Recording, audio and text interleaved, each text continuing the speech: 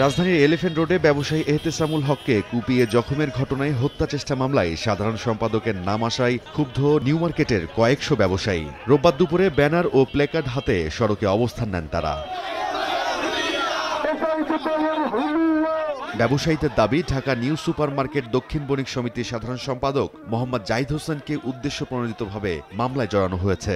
অবিলম্বে মামলা থেকে তার নাম প্রত্যাহারের পাশাপাশি প্রকৃত দোষীদের চিহ্নিত করার দাবি জানান তারা।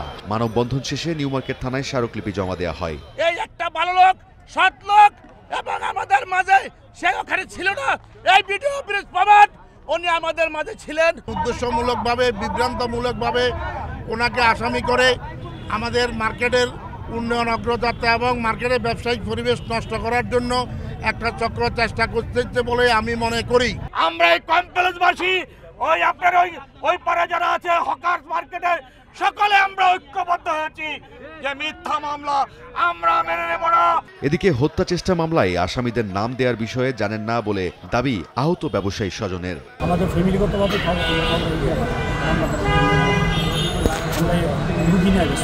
স্মারকলিপি দিয়ে গিয়েছে, এখন আমরা যাচাই বাছাই করে দেখব এর সত্যতা কতটুকু। আমরা মামলাটি সম্পূর্ণ নিরপেক্ষভাবে এবং সুষ্ঠুভাবে তদন্ত করছি। তদন্ত শেষে যার দায় নির্ধারিত হবে তার বিরুদ্ধে ব্যবস্থা হবে। গত 10 জানুয়ারি রাতে মাল্টিপ্ল্যান সেন্টারের সামনে ব্যবসায়ী এহতেসামুল হককে কুপিয়ে জখম করা হয়। এই ঘটনায় মাল্টিপ্ল্যান কম্পিউটার কল্যাণ সমিতির সভাপতি ওয়াহিদুল হাসান নিউ মার্কেট থানায় হত্যা চেষ্টা মামলা করেন। এরই মধ্যে দুজনকে গ্রেফতার করেছে আইনশৃঙ্খলা বাহিনী। রাইদুল ইসলাম শুভ, সময় সংবাদ, ঢাকা।